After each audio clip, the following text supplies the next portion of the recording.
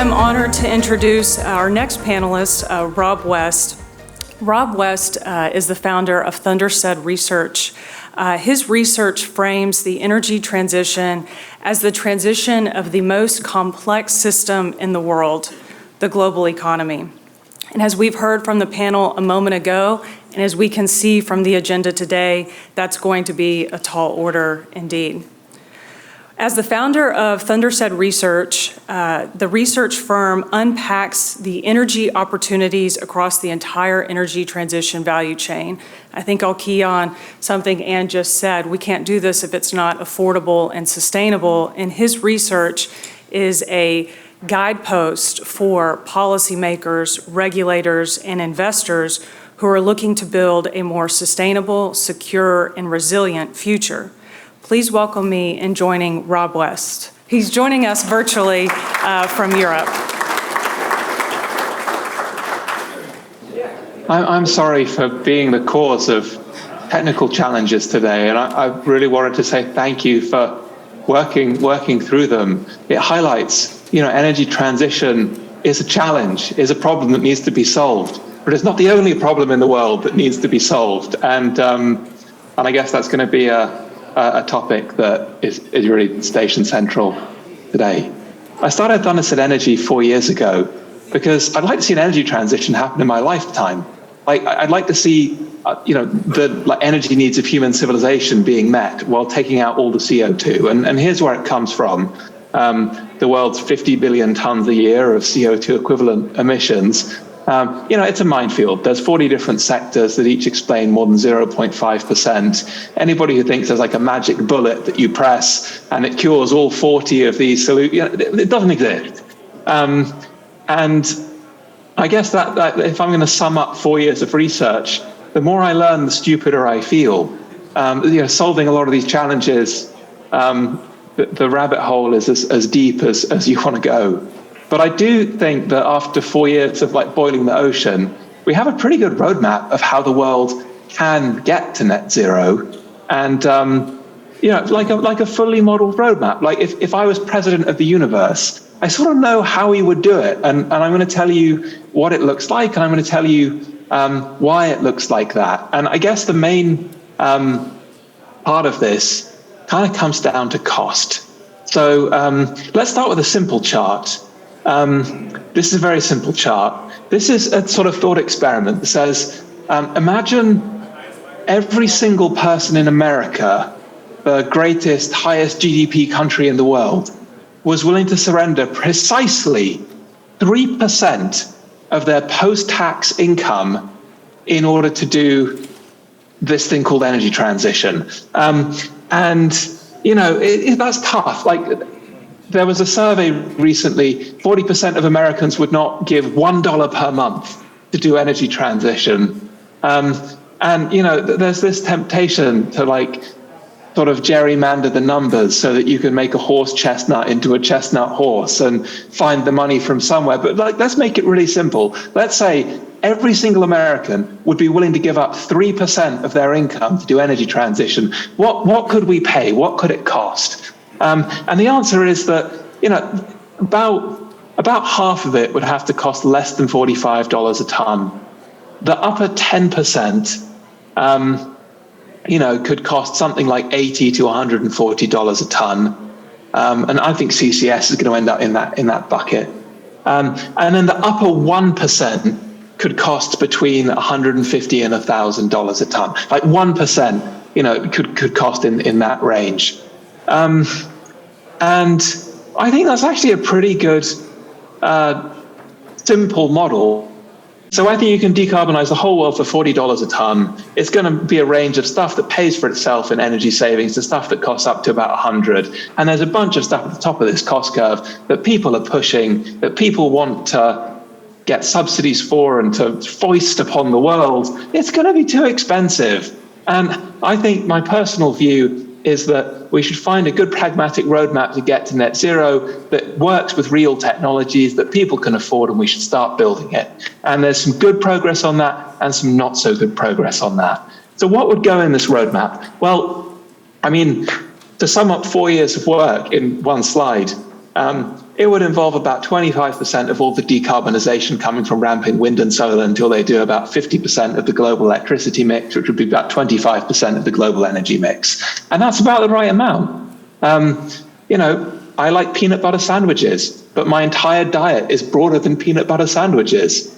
And I think, that's what I have to say to people who think we should get wind and solar to 100% of the world's energy.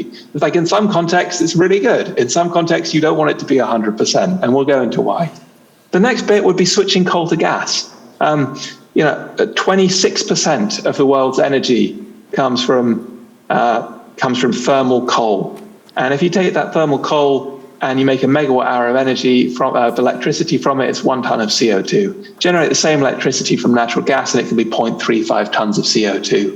Due to, you've got a fuel where 50% of the energy comes from the hydrogen atom, and you can burn it in a more efficient recuperated Brayton cycle, which you could never run on a coal plant because it's all thermal. And then the rest is kind of getting into the blue bars is efficiency technologies. There's hundreds of different options in that category, everything from electric vehicles to 3D printers. But I mean, I have a roadmap that gets to net zero with 85 million barrels a day of oil and about 800 BCF a day of natural gas. That's trebling or doubling the world's consumption of natural gas. And the way that ends up being a decarbonized energy system is you'd have to be doing about 6 billion tons a year of CCS in various forms and about 18 billion tons a year of nature-based CO2 removals. And nature-based CO2 removals are kind of interesting to note here. They fit the goal of any good environmentalist, which is to help nature and not destroy the planet. The most direct way to do that is directly to do that. It uses a 400 million year old technology called a tree, and the average cost is about $50 a ton. There are some projects, I think you could reforest some land, and at $50 a ton, you could generate 12% IRR for 50 years. I mean, does anyone in the room think that the stock market is going to go up 12% IRR for 50 years in a straight line? That's a question that I sort of sometimes grapple with. I'm not so sure.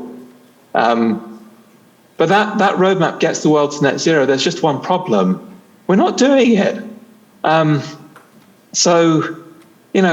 think this is a chart of what that would end up looking like, the sort of taking away of coal, the sort of plateauing of oil, the ramp of gas, the ramp of renewables, and the energy system kind of gradually getting bigger over time. Let's come back to the we're not doing it bit. The first evidence that we're not doing it is just look at pricing. If you look at 2022, which is that bar sort of 2 on from 2020, I mean, we had the 13% of global GDP spent on energy last year, which is the highest since the oil shock of 1979-80. The average going back to 1900 is to spend 4% of our GDP on energy. And this is a problem. This does not confer resiliency when the world is in an energy crisis that causes us to reel and shut down our industry in Europe and make us even think about doing a deal with the devil in Russia, which nobody really should want to do. And this year, we've had the result of our energy price spike. Well, we've done a lot of raising of rates. That's caused some issues with banks, some issues with the economy. And as a result, we're having an economic slowdown. And as a result, energy prices are softening. Yay, they're softening. But wait, there's a dark side to that. And the dark side is that as energy prices soften, we're going to invest even less in energy. And I'm going to show you some charts why I'm worrying about, not the softening in 2023, but the real spike that is possibly coming in 2024 through 2030. And I think we are sowing the seeds of that through, what's happened since 2016 and what is being amplified by the challenges in energy markets today. So I think that it's a nice thing about having a roadmap to net zero across 1,000 different models is you can model like what would we need to spend to get to net zero on Rob's model. And I guess the first thing that you notice about this chart is we just spend quite a lot. Why? Well, coal is ridiculously cheap. $60 coal, it's like 1 cent per kilowatt hour of thermal energy. And you build a coal mine and you invest up front in that capex, and it runs for 20 to 30 years.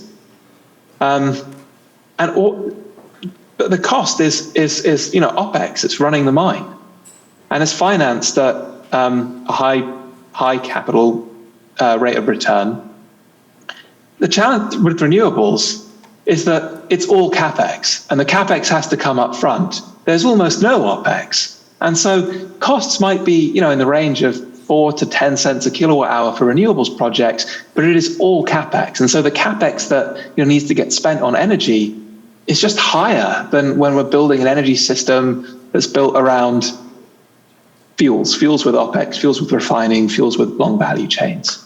And that's the kind of the main reason that these numbers go up so much in the Thunderstood Energy Roadmap to net zero. And the blue line is showing what we've actually spent. And so if you trace it back, if you try and add it up, I think we've underinvested in energy relative to this roadmap by about $1 trillion since 2016. $1 trillion. So what does that mean? It means that we're going to be short of energy. And I like to show this in one slide, because it's a very simple slide. This is my global energy supply-demand balance.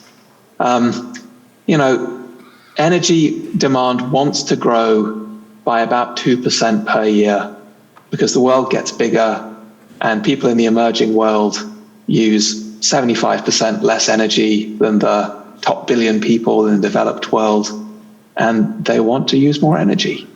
And I don't think you can stop that train. I think that those wheels are in motion. But what is going to stop that train is if we don't develop the energy resources to meet that demand. And so, I have coal kind of going sideways, then declining. I have oil slowly growing, then plateauing. I don't see anywhere near enough investment going into growing gas the way you would need to. And then the bars that are really growing are the renewables bars, which is good. They need to grow. But I don't think they're growing enough. So what I've got on this roadmap is kind of the capex I think is going to go in. But in a way, these are slightly ridiculous numbers. And I'll explain to you why they're slightly ridiculous numbers. We're trebling the annual capacity additions of wind and solar by 2030 in this model. And when we do that, it means that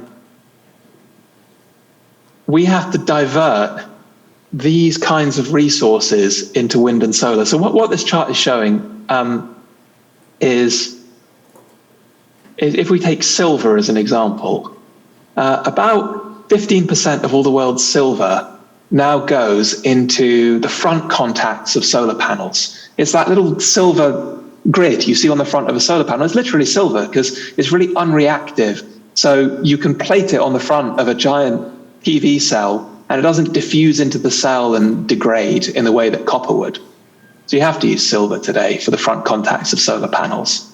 And you can kind of see the challenge. If we want to treble the number of solar panels we produce, and today solar panels are 15% of all global silver, well, they're either going to become 45% of all global silver, or we're going to have to really, really increase the production of silver. And I will tell you, across all these different value chains, there are some numbers that stand out to me. The average metal, we need to treble the production of that metal in the energy transition, most famously copper. We need to go from 25 million tons a year of copper to 75 million tons a year of copper. Another number that really stands out on this chart is if we hit these numbers, which I'm showing here by 2030, we'll be putting 100 million tons a year of steel into wind and solar, which is about the same as total US steel production. And that is bottleneck number 16 on my list of all the bottlenecks ranked in terms of how big they are going to be. And so really, I think, like, in a way, the energy majors of energy transition are going to be miners to produce this boom of metals, but also materials. I mean, I talked about going down rabbit holes. And, I've done research notes on fluorinated polymers, basically Teflon, which you use on the back of a solar panel, which you use inside a lithium-ion battery in order to hold all of it together in a cell where you've got like electrons shuttling back and forth, and any other material would degrade. And these are niche value chains that really, I'm telling you, like, it's only in year 4 of being a full-time researcher looking at this that I'm getting into some of these value chains. Like next week's research note for those who receive the Thunderset Energy research is about niobium, a metal that most people in the room probably haven't heard of, but it turns out that you need niobium superalloys for various things in the energy transition, like making jet engines more efficient, making gas turbines more efficient, and blending it into the pipeline steel that can carry CO2 for CCS projects without degrading. And like, who's heard of niobium? And it turns out if we don't produce enough of this, the entire energy transition grinds to a halt. And so in a way, like, I think about a lot of these value chains as like unobtainium, where if you can produce this stuff that the world is going to need, I think you're going to make a lot of money. So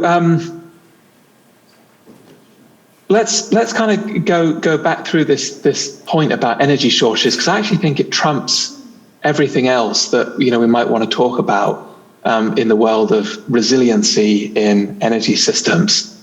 I think we're going to struggle just to deliver the supply on this chart, and what that means, the reason I think that ends up with energy prices spiking is that if we don't produce enough energy to meet demand, prices just have to go to a level that will destroy the demand. And that's why I think we could be grappling with these kinds of energy prices in the late 2020s. Other evidence that we are on this path comes from seeing the world getting back to record coal consumption. And this is my coal, these are my coal numbers on the top chart here. Like, they're like the idiot's model to let's get coal to zero, where I'd plot where we are today, and then I draw a smooth line towards zero. But like, definitively, is this happening? And the answer is no. If you look at the bottom charts, expectations for what coal demand will be in 2023, 2024 are about 5% higher than those same forecasts back in 2018. And it's really hard for somebody like me to square that circle with a narrative that I often hear that like renewables are now scaling so fast they will push out all of the high carbon energy. It's just not what is happening in coal. Coal estimates are being revised up. Same in oil, exactly the same in oil. We went through this period during COVID where there was this view, well, that's it, oil has peaked now. We've had the demand shock due to COVID, it'll never get back to as high as it was in 2019. It's just not true. We're already back at new highs for global oil consumption today. The emerging world is rising faster than the developed world is falling, growing still at about 1 million barrels a day per year. That's the top right-hand chart. And what really scares you looking at this is that we haven't even recovered yet. The bottom left-hand chart is looking at jet fuel demand. And even by the end of 2022, jet fuel demand was still about 1.5 million barrels a day below peak levels. So I think the oil numbers that I showed are going to end up being higher than the supply coming to the market. I think what's driving this is that there's been a huge shift away from conventional oil and gas capex towards investing in things that just really bluntly have lower return on energy invested. And we'll talk a bit about that. The chart here shows the 5 largest oil and gas majors in the world and what they spent on development on the top chart and on exploration on the bottom chart.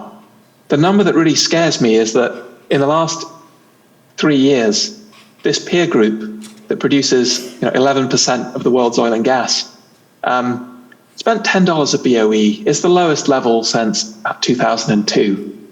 For perspective, this group spent $18 a BOE in the decade from 2004 to 14, over which time its production declined at 1.5% per year.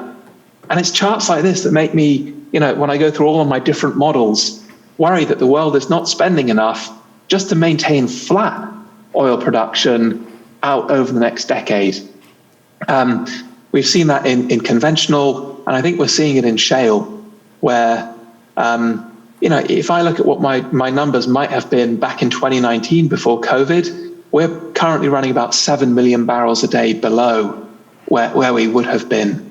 And this is not to say, don't do an energy transition. It's to say it's going to be harder to do an energy transition if we're reeling from energy shortages and the price of everything goes up. And then we have to make really tough compromises. And so I think, running the base and running it well is an important part of fueling the energy transition. How long is it going to take us to crawl out of this hole? Well, I think it's going to take at least 3 years to build anything. If people believed me that there was an energy shortage like this coming up, and said, "Oh my God, we've got to get our skates on. We've got to start really reinvesting or investing more." It would take 3 years from today between hitting go on a construction project and that construction project coming to the market. It doesn't really matter what value chain we're looking at. The kind of time frame from hitting the button to go is between 3 and 5 years, and that's assuming you have the project fully ready to go. Which, in a lot of cases we don't. I think I heard while I was there, but you couldn't hear me, but I could hear you. In a previous session, somebody was saying, capital markets aren't there yet. We aren't yet telling companies, you've got to progress projects, as many as possible, because we are going to be short of energy. And as a result of that, I think really to crawl out of this hole of energy shortages, we're looking at another super cycle that doesn't come to fruition until 2030. And I guess with Thunderset Energy clients, that's one of the things we explore in conventional energy markets, which is, what do you do about that? How do you position for that? In new energies markets, well, we just want to scale as much as we can, as quickly as we can. And I think it's going to be harder in a world of energy shortages for the reasons I'm kind of showing here. The top chart is, again, just going through all of my models. What percentage of the world's energy is going to go into doing energy transition? Today, it's about 1% for building things like wind, solar, batteries, electric vehicles. We might want to ramp up CCS. I want to get to about 6 billion tons a year in my models. Great, but CCS has a 15 to 30% energy penalty. It gets harder to do that in a world that's reeling from energy shortages, where Mrs. Miggins is freezing to death in her apartment. There are some people that want to do energy transition through a lot of green hydrogen. To that, I just say, guys, your energy penalty is over 50%. If I want to make 1 megawatt hour of hydrogen fuel, I need to put in about 2.5 megawatt hours of clean electricity. And again, I just think in a world that is going to be really short of energy, it's going to be hard to do that. Another nice way to show it is on the bottom chart here. And the dark blue line is my attempt to quantify the energy return on energy invested of the entire global energy system going back to 1750. And, what's amazing about this is that we've got better and better and better over time. It's both across different fuels and within different fuels. And so the energy return on energy invested of the entire global energy system today is about 28 times. If we spend 1 megawatt hour on making energy, we should get 28 megawatt hours back. Inherently, as we ramp wind and solar, and God help us, CCS and hydrogen, the energy return on energy invested of the energy system is going to go down. It's about 20x for wind today. It's about 10x for solar. We want to get those numbers up. There are great technologies to help get those numbers up, but it's going to go down. And it does provoke a really interesting question, which is, when you have a chart that moves one way for 250 years, and then somebody comes along and says, my hunch is that this thing that's happened for 250 years is going to start going into reverse. You should ask, well, go on, tell me more about that. And I actually think this will happen because the world wants to do an energy transition. And I think, it will happen in a muted way where we go to, about 24x EROEI by 2050. Still doable. But there are people out there who think like it will go to like 5 to 10x. And I just say like, okay, if your base case view is that we're going to go to an energy system with a net energy return on energy invested equivalent to 1890s levels, I'm going to take the under on that. And, I think that's why I like having models of all of this stuff. What does it cost? How does it work? So that we can avoid falling into the elephant traps. The other big difference in like our roadmap to net zero versus others, the other big like reversal of a 250-year mega trend is that my roadmap to net zero, I think there's going to be like 60% more energy in the world consumed in 2050 versus today. But there are forecasters out there who think that the energy system in 2050 is going to be 20% smaller than it is today. And to that, again, I would look at like a 250-year mega trend of energy consumption as the yellow line going up and up and up and up. And I would say, why do you think it's going to go down? Like, we're going to go from 8 billion people in the world today to 9.5 billion people in the world by 2050. And, the way I like to think about the energy system is that it's like a kitchen toaster running 24 hours a day, 365 days a year, for every man, woman, and child on the planet. Except that it's not. For the top billion of us in the developed world, it's 3 kitchen toasters running 24 hours a day, 365 days a year for every man, woman, and child. And for the bottom 4 billion people in the world, it's 0.3 toasters. Like the bottom half of the world by energy consumption consume 90% less energy than we do. And I just don't understand a world where it's like these people are not going to want access to modern energy. I think if that's your roadmap to net zero, the world is going to conspire to make you wrong. And so I think I spend most of my time not being salty, not trying to make points that are like overly aggressive about the need to build resiliency in energy systems. But I do feel the need to make that point today. There's a few out there that like one source to rule them all will take over global energy markets because it's now the cheapest thing. And it's just not true. All of these categories of energy, the price depends on the context. The price varies. There's more variation within each category than between each category. And over the last 250 years, it's got more and more and more complex, more and more little different value chains to get excited about, to find opportunities in. I don't think there's going to be one source to rule them all. And if we want a resilient energy system, we should not want one source to rule them all. And I'll give you one example of that before I stop talking. Once every 30 years, there is a massive volcanic eruption. The most famous one in history is the eruption of Mount Tambora in 1812, the year without a summer, because this volcano erupted in Indonesia and blocked out the sun for 2 years, and the crops all failed in Europe. And, there were some people who measured, you're like, why is he telling me this? There were some people who measured solar insolation in the deserts of New Mexico the year after Mount Pinatubo erupted in 1991. Actually quite a small volcanic eruption by like historical standards. But literally the next year, like sunlight in the desert of New Mexico was 20% less after that one volcanic eruption. And I'm not saying this to be like anti-solar. I'm saying this because like occasionally unexpected things happen. And if you rely on just one source for all of your energy, and then a volcanic eruption goes off and dulls the sun by 20% for 2 years, on my roadmap to net zero, when this happens, it will be the equivalent of the world losing all of Saudi Arabia's oil overnight for 2 years, at the share that I think solar will get to into the world's energy system. And I just make this point to say, if you're building a model where we just meet the world's energy demand, you do not have a resilient energy system. Like the average power plant in the United States runs at 40% utilization to maintain the grid.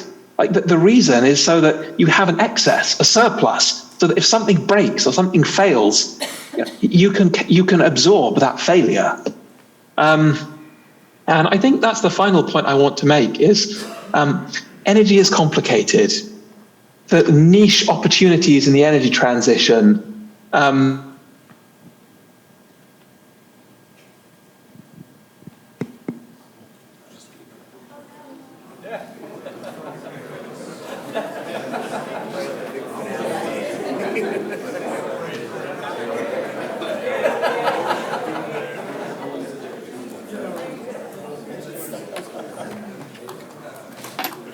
I think I'm back again.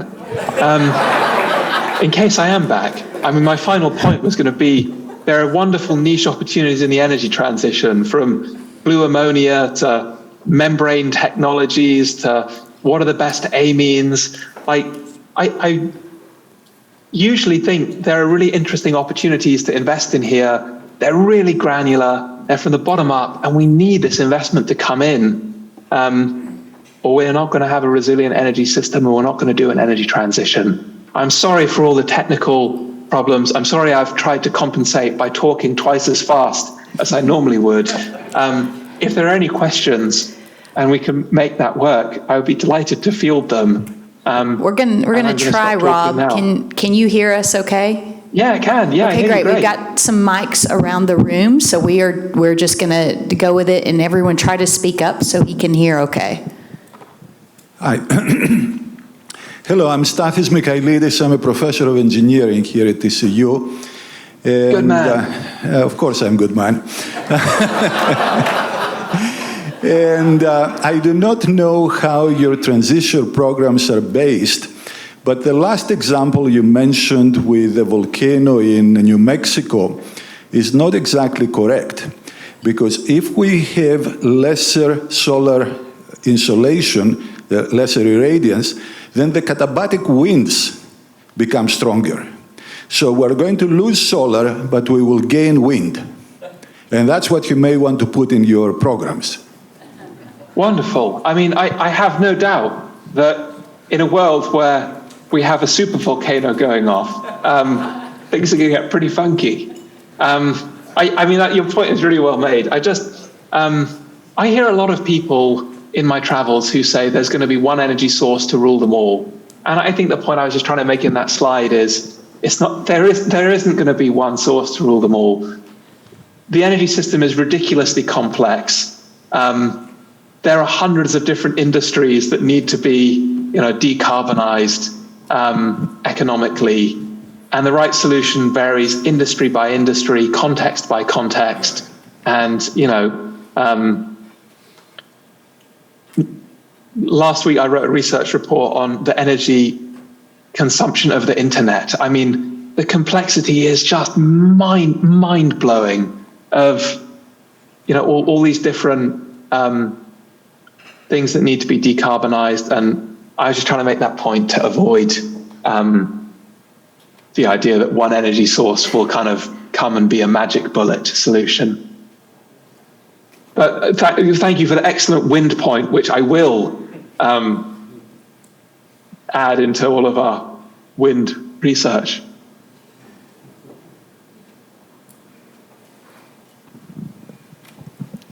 Hi, Rob. I'm Betty Jan. Hello, Betty. So I think you did a wonderful job laying out the biggest puzzle on trying to figure out how do we do energy transition. And you talked about the critical mineral constraints, and actually so many constraints in this world. Based on your model and scenario, I'm just curious, how do you think that we could get to net zero and achieve these goals? Can we actually get there? And you talked about there's so many net zero models out there that think that it's just a straight line down on emissions. Yes. But it's not going to be that way. So what's the more realistic scenario? And if you could just talk about like where you're most different versus the models that many of us see out there. Thank you. All right, yeah. Well, so I always think about the Thunderset Energy like roadmap to net zero as an attempt to minimize the crazy. So, if you end up with a roadmap to net zero where it's like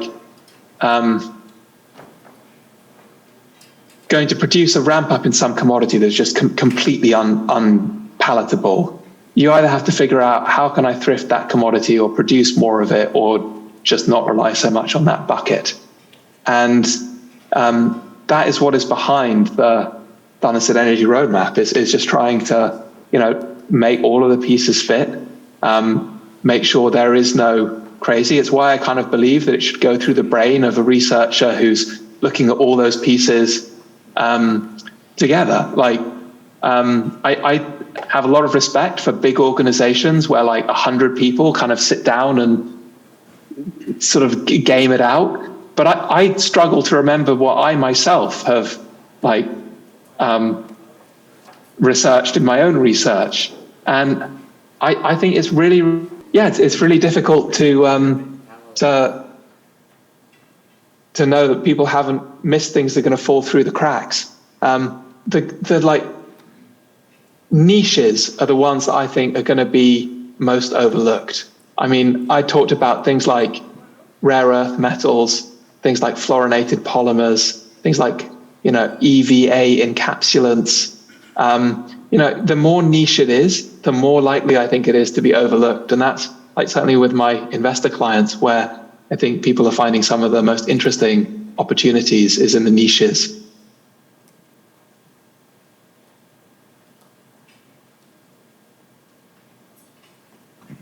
I think I have time for one more question. I've got one here. Andrew Holland, Fusion Industry Association. So my my question, first of all, thank you for saying that you don't see energy as going down. I think that's absolutely right. Energy is on a constant upward trend and is likely to continue to grow even through the energy transition, especially as we move towards electrifying everything like that. But of course, I want to push back a little bit on the idea of one energy source to rule them all, right? So in the long term, whether it's 10, 30, 100, 300 years, 1,000 years, it's pretty clear that the energy source ultimately for continued growth of energy production has to be nuclear energy, and I would put to you that it has to be fusion energy. And so what? But I guess the question I have for you is have you done any modeling yet on what a near-term breakthrough in fusion energy would mean and how it would change the outlook and the ways forward for the energy transition? I actually have. Okay. I'm going to tell you, I like to do this exercise once a week, which is called Make Myself Feel Stupid. And what I do is I take a company that crosses my desk and I just lock myself in a room and I read all their patents. And I've been doing this with next-gen nuclear companies, both small modular reactors on the fission side and some of these emerging fusion concepts.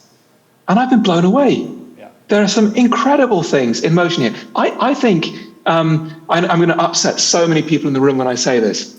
I think there's more reason to be excited by next-gen nuclear and fusion technologies in the energy transition than 3 or 4 of the most heavily hyped areas that you all will know about. And this is just based on going through those patent libraries. Like, can you find something that is real, incremental, specific? The patents explain how it works. They patent like an invention properly. Or do you have like a stack of paper documents depicting a donkey playing a banjo? What are you going to de-risk?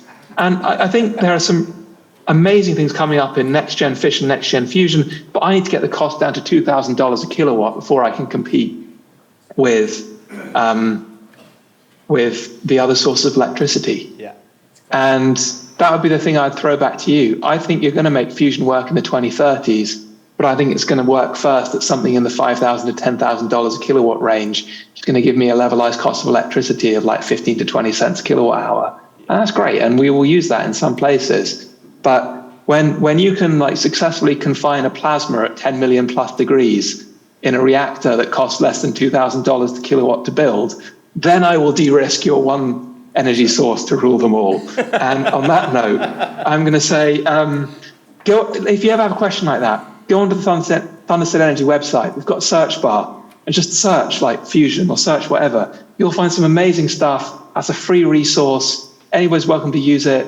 Anybody's welcome on our free distribution list. The goal is just to educate people about the most important industry in the world. And thank you for listening. And sorry again about the Zoom nightmare I have had today. So I'm going to sign off now, and here's wishing you a great rest of your day. Bye for now. Thank you.